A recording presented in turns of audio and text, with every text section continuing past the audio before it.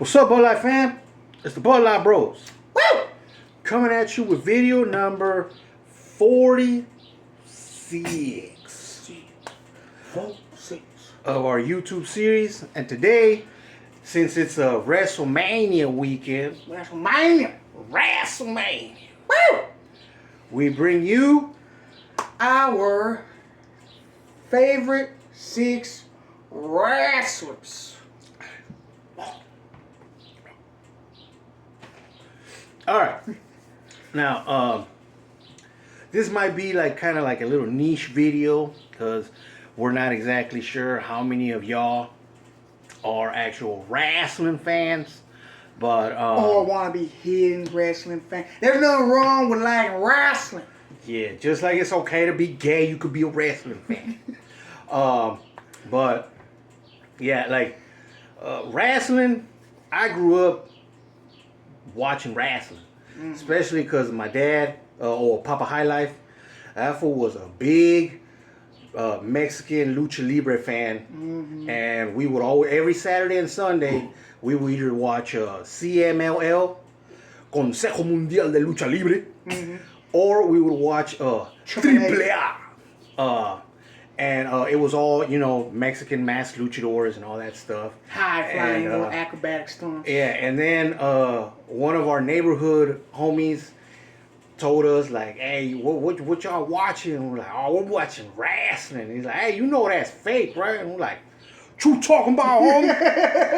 I don't know fight about these Mexican wrestlers, homie. And he's like, no, I'm talking about the American wrestling. I'm like, American wrestling? What's that? What you talking about? And he was like, you guys never heard of WWF? I was like, Who? Yeah, do you know WWF? Do you know WWF? That's all I'm saying. So I was just like, nah, I don't know WWF. What the hell is that? And then he showed it to us, and I was like, oh, you guys got the bodybuilders over here. Big boys. Yeah, but anyhow, that's how that's how I got into it, because Billy wasn't even born. But when my older brother and myself got introduced to it, we actually did like it. And then probably around 96, from 96 and forward, we started watching religiously. And then so I mean, there was a time after that I got introduced to UFC, real fighting, and then I kind of stepped away from wrestling, because I grew up in the Attitude Era. If you guys remember, that was Stone Cold, Mankind, Undertaker, Kane, The Rock, and it was Undertaker was doing all kinds of sacrifices. He tried to sacrifice Stephanie McMahon and all kinds of stuff. Wow, that was wow. I was like, wow, that's cool. And then you have John Cena over here. He's having kids on the spectrum. Walk him to the ring, introducing his belt, the little spinner belt, and all this stuff. And he's with his little bull. He's like, this is ridiculous. I can't be a part of this no more. So yeah, there was a long time where we weren't even fans of wrestling no more. But this guy always kind of had his. I still kept watching a little bit, and if not full show, then I would watch little bits and pieces. Then they still keep on seeing how it's going, who's hot, who's not, all that. And they still got some good segments. Yeah, they still pull off some good shows. But, all right, without further ado, because we're rambling, we're going to bring you, like we said. Yeah, the reason real quick is 6 is because we're going to bring you my top 3 wrestlers of all time and his top 3 wrestlers of all time. Yeah. All right, so starting off, go ahead. With my number 1 pick, all-time greatest wrestler, the late and great Hall of Famer, Eddie Guerrero. Overrated. Y'all, hell, now bite your tongue, boy. Let me tell y'all who Eddie Guerrero is. He was one of the greatest wrestlers that ever lived because he had the charisma. he had the adaptability because he first started off in Mexico, where he was wrestling there. Then he transferred on to Japan, got some good little win right there, and then he finally came to America in WCW, where he put on one of the greatest matches with Rey Mysterio, with Dean Malenko, with Chris Benoit, all the cruiserweights from WCW. And the shows he would put on was just phenomenal. And then he moved on to WWE, and he still put on great shows, great character, and even he's great when they have a total, no offense to Dominic Mysterio, but a little rip off right there, copying all his former little sticks. So yeah, like, well, what else can you say about that? Yeah, I mean, I'm not. I know I said overrated, but I'm just bull stuffing. Hey, that guy. What he did in Mexico, him and Art Barr, when they were, just Eddie Guerrero and Love Machine, man, that was a great tag team. Then they went to Japan, did all kinds of stuff too. He wrestled as a masked wrestler for a while. I forget his name. I think his name was Mascara Mágica or something like that. I think something like that. But and then when he came over to the States and then did WCW, man, Eddie had a look with his mullet, with his wet ass mullet. Mm-hmm. And he was like all juiced out because little pencil thin mustache to go to, and all juiced out. You could see his veins all through his arms and his chest and all that stuff. And man, he did have a good look. The dirty look of a villain, of a heel. It's like he just fit the character. Yeah, that fool was a good guy. R.I.P. Gone too soon. But yeah, that was a good guy. Good choice. Good wrestler. Right? Yeah, my number one is gonna be none other than X-Pac. Who? Do you know X-Pac? Do you know X-Pac? That's what I thought. Yeah, y'all better know X-Pac. He was he was in the WWE. He had a stint there as a 1-2-3 Kid after beating Razor Ramon. Then he became then he actually got let go. Then he went to WCW, became 6 as a part of like the NWO thing, takeover. Yeah, little faction over there. Yeah, and then when he finally came back to WWE after Shawn Michaels gave up the belt to Stone Cold Steve Austin after WrestleMania 13, I think. Mm-hmm. And then they came back and did the new DX faction, which was Triple H, Chyna, X-Pac, Road Dogg. No, Shawn Michaels was gone. Billy Gunn. Yes. Yeah, the New Age Outlaws, X-Pac, and Triple H and Chyna were the new DX. And X-Pac was just, man, that was my favorite wrestler because he was fast. He was sort of high flyer. He had like acrobatic moves. He had martial arts moves. He was like the white boy high fly, where it's like he high fly, but like you can still tell as he high fly, like it wasn't as great as the Mexican luchadors. Yeah, but it was as much as he could do. Yeah. Come on. Like he still put respect on. White people had no rhythm. You know what I'm saying? Nah, I'm just playing, guys. These are jokes, guys. Relax. Nah, but X-Pac was he was fast. He was always labeled as him having the most educated feet in wrestling because he was always doing like weird ass spin kicks, wheel kicks off the top rope, and he was just his moves, the Bronco Buster, the X Factor. That he was a great addition to DX. So yeah, that's my number one, guys. Good pick. X-Pac was a good pick. I like he always wore a bandana, and he was the best one to do the suck, and he'd be like, sa. Yeah, his entrance was cool too. He would come in with the X's. And he would be the only one to have the X's go up. He was like, sauce, and then he'd have the jumping one. Yeah. And like, that was cool. I used to do that in 6th grade. What a move. Yeah. Bad. All right. You're number 2. My number two favorite one had to be, oh my God, the most unstoppable man I've ever seen. That began in WCW, and his name is Goldberg. Not only did he do stuff like that after he hit his moves, like just the raw power this man had in his matches, and like to show off like pure dominance, nothing but like his people would hit him and like that's it, and he would just club him over the head. And then, like, my favorite part of him was his signature and finisher, which his signature was the spear, and his finisher was the jackhammer. Oh, my God. Remember when he jackhammered Paul White, the Big giant? Show, the Giant. Well, now known as the Big Show.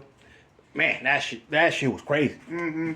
Not only did he do that to him, but then he did it to Mark Henry when he was older in WWE. That was amazing as well. He picked him up, like, he barely picked him up, but he still picked him up and slammed him. And it was funny how Mark Henry just fell, looking like he got shot. Hey. Yeah. But, like, you know, we know people are gonna be like, guys, why do you get excited? It's fake, it's scripted.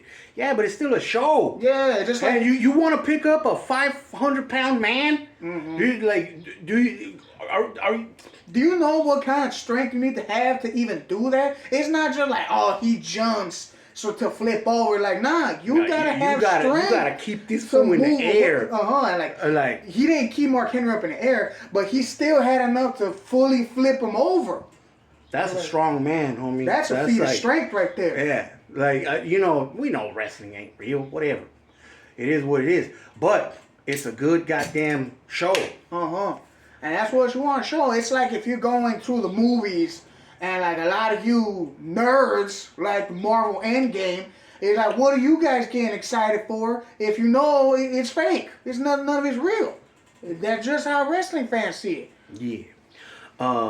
But back to Goldberg. But Goldberg was that's a good pick. You know, he wasn't my favorite because he was just I thought he was kind of like being pushed a little too hard. And every time anytime he would get hit, he'd just be like, bah! It's just like, you're on the spectrum, huh? He was an MMA practitioner, homie. Yeah, right. That's when he never went into MMA. But anyway, all right. So that's his number 2. My number 2. You might know him as Mr. Monday Night, known as RVD. Rob Van Dam. Now this guy, this guy, man. Wow, the career this guy had in ECW, because that's where I think that's where he originated. Mm-hmm. But this guy was Jean-Claude Van Damme's doppelganger. Mm-hmm. He looked just like him, so that's why they gave him that name, Rob Van Dam. I always thought that was his actual brother growing up. Yeah, like, because they built him like that looked like him, but I think this guy was from Michigan, and Jean-Claude Van Damme's from Brussels, Belgium. So that's why they called him Muscles from Brussels. But back to RVD. RVD, man, he had crazy ass matches with Sabu, Sandman, Taz, all kinds of people in ECW. And when they finally picked him up in WWE, of course, he was older. He was a little watered down. Yeah. But they told him, it's like, hey, ECW. Over here we don't do all that crazy barbed wire, all that, lighting people on fire over here, the throwing people off of cages and stuff. Yeah. Except for Mankind and Undertaker. But I believe that's the reason they didn't want that no more. Yeah, but when he came over, he still had hell of a matches with. I believe one of his best matches in WWE was against Eddie Guerrero in a ladder match. I think it was for a belt. I believe it was an Intercontinental Championship. Yeah. I'm not sure, exactly. Yeah. But all the ladder matches that he was in, all the TLC matches that he was in with the Hardy Boys, all the Dudley Boys, the matches where you have the suitcase or something like Money that. in the Bank. That stuff. Money in the Bank. He had a bunch of hell of a matches. Pretty much, if there were like any hardcore match, steel cage, ladder, street fight, anything, you had to have Rob Van Dam in it. Yeah, and then close to us, actually, he used to have a little comic book shop in Lakewood Mall. I think it's called 5 Star Comics. That was his? Yeah, that was his. Oh, he went and he met Chavo Guerrero. Crazy story. Chavo Guerrero Jr. When we were younger, my parents and me went to the mall and we saw a big line in front of it. We're like, what the hell? And then we saw Chavo Guerrero. We're like, oh snap, let's go see him. We got to see him. Got to take a little picture of me with him. And then funny shit, we were walking out of the mall. Who comes walking in is Rob Van Dam. But the fact that he was so big in person, he was like a little beefed up fool. We didn't even recognize it was him until my mom was like, wait a minute. Man, that's RVD over there. I was like, we were? And then by the time that happened, he was already too far gone. Like, we couldn't go back. But my mom always says he looked back and smiled at her. And she's like, oh my goodness. Mama sober, homie. But yeah, RVD, guys. RVD, one of the best to ever do it. One of the best to ever lace up the boots. And I don't think he wrestles anymore, but he still does like a lot of business with cannabis, and he does a lot of fuck. Blooper. But he still what's it called? He does a lot of the like the WWE like little shows where he shows up to sign autographs and stuff. And of course he's older now, and but hey, that's one of the best to ever lace up the boots. One of the best to ever do it. Yeah. You're number 3. Number 3, I got a person that barely got into the WWE recently, but I knew him more from Lucha Underground. If y'all don't know, y'all a little casual, but for the people that do know, Lucha Underground. And then he went to AEW, and like I said, now here. And I'm talking about the main man, Cero Miedo, homie. Penta. Penta's my number 3 because ever since the Lucha Underground days, well, that's where he really got his name out for the States. When his name Pentagon? Oh, Pentagon, yeah. But he would always change the Pentagon Dark, Penta Dark, or Penta something. It was always something Penta. It was the fool that had like an octagon mask. If you guys are familiar with that guy, he was an old ass wrestler from just like a ninja. Yeah, he was like a Japanese Mexican. But whatever, continue. But Penta is one of the most badass characters I've seen because he's the one that's like doesn't care about his language. His wrestling style like was still good and technical. This was the weird part. He in wrestling, he was a great technical wrestler, but his mic work was where it's like it was nasty and dirty, just like that bird. But it was just funny. It was cool. He was a badass. And even now, luckily in WWE, like they didn't ruin him. Where like he had to be all soft and clean, like nah, he's still the same as how he was before. Yeah. And like matches that he had, especially with his brother Ray Phoenix in AEW, those were hell of matches that he would have with tag teams. Just like one with the Young Bucks, and I believe the pay-per-view was All Out, where they stole the whole show. Yep. And this fool ate some pork because I could smell that. But anyhow, yeah. I mean, I wasn't too familiar with that with Pentagon until the AEW days, and yeah, I can back up what he's saying. Great matches. Him and his brother Ray Phoenix, like the Lucha Bros. Yeah, the Lucha Bros. That's what they were known as. Great performers. All right, now my number 3 is going to be none other than, quote the Raven, nevermore. Raven. Now, if you guys are looking at each other like, who the hell is Raven? Do you know Raven? Do you know Raven? That's what I thought. You got to know Raven. Raven did his stint with WWE, but since he wasn't the biggest guy, there was no cruiserweights in WWE. They didn't give him a chance wrestling, but he loved to be a wrestler. So he was a valet, he was a manager, and I forget what name he had. But point is, he got sent to WCW when his contract was up.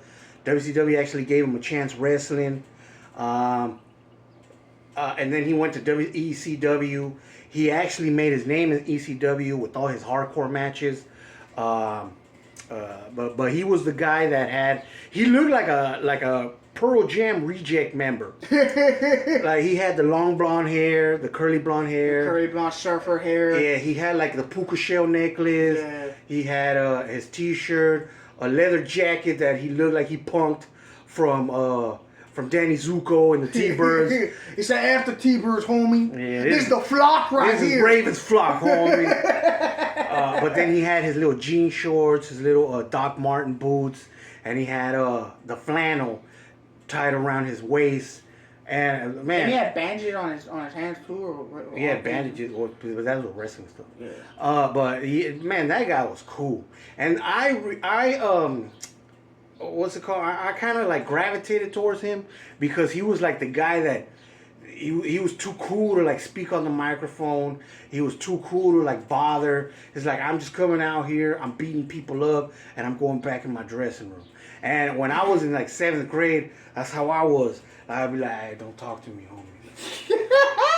You don't want to associate with me, homie. I'm a broken soul. What a loser. I'm a raven, homie. Get away from me. But that fool was so cool. I found him to be like so cool. Like, but his wrestling was cool too. He was, like I said, he was a hardcore wrestler. Like I said, he wasn't the biggest guy, and he didn't have the aerial moves to be a cruiserweight. So they put him up against kind of guys his size, where it doesn't matter what size you are. If you get hit with a stop sign or a garbage can or a kendo stick, or you get a fire extinguisher put out on you, it's like whatever. It is what it is. Like that's why the hardcore division exists, for guys like that that were kind of like in between sizes, in between what their capabilities were. They're like, hey, if you could take a DDT on concrete, go ahead. You could be a hardcore wrestler. And me, like in that stage of my life when I was in 7th grade, all suicidal, or like I'm a confused and tortured soul, homie. Y'all don't know nothing about me. Get away from me. What a lame ass fool. That's why I gravitated to, because I was like, yeah, homie, I know exactly what you feel. No one understands me either. Boy, please. But anyhow, that's our top, video. Yeah, that's our top 6 wrestlers. Like, even though there was still more we could have talked about, there were like Razor Ramon, Chris Jericho, Shawn Michaels, Stone Cold. There's tons of wrestlers from then and even now. But it's like there's so just much too many wrestlers to pick from, and then that's why it's easier for us to go back to nostalgia. Like we said, like these are our top favorite wrestlers growing up. Yeah. I mean, you guys might have like people in a whole different other era: Hulk Hogan, Andre the Giant, Ric Flair. Macho Man, Ultimate Warrior, Rick Rude. Then you could go to this era. Jimmy Snuka. Yeah. Then you could go to this era and be like, the Usos and Roman Reigns and whoever, John Cena, Brock Lesnar.